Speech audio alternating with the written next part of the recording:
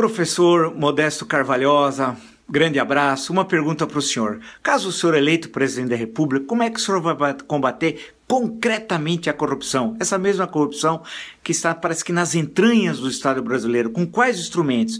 De que forma o senhor pretende combater a corrupção que tomou a estrutura do Estado brasileiro?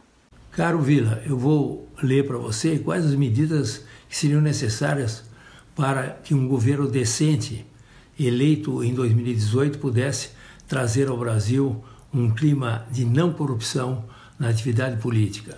A primeira seria a adoção do Performance Bond. Esta é em todos os contratos na União dos Estados e Municípios.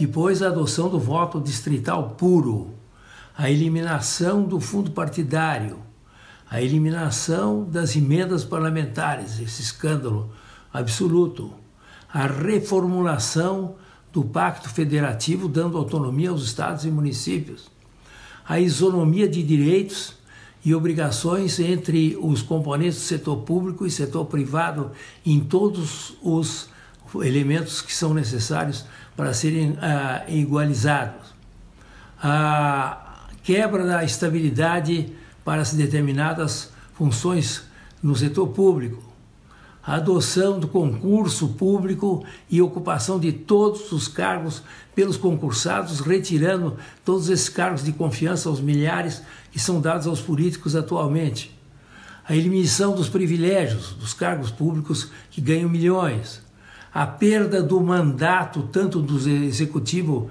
como legislativo, no caso de não cumprimento do mandato e de forma absolutamente legal e moral.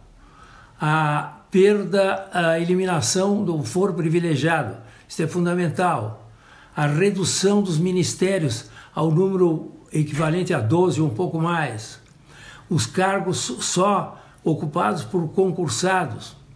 A igualdade de tempo de propaganda entre todos os candidatos de partidos e avulsos, a privatização das empresas públicas na medida em que seja isso programado seriamente, a reformulação do BNDES para atender unicamente ao interesse público, como é o caso do saneamento básico, que no Brasil é uma carência monumental, a autonomia e eficiência efetiva das agências reguladoras, a reforma da Previdência Social, evidentemente, mas uma reforma para valer, a reforma fiscal e a implantação efetiva da reforma trabalhista que está aí. Essas medidas todas poderiam estruturalmente mudar a figura e a feição do Estado brasileiro, combatendo estruturalmente, portanto, a corrupção no país. Um grande abraço para você.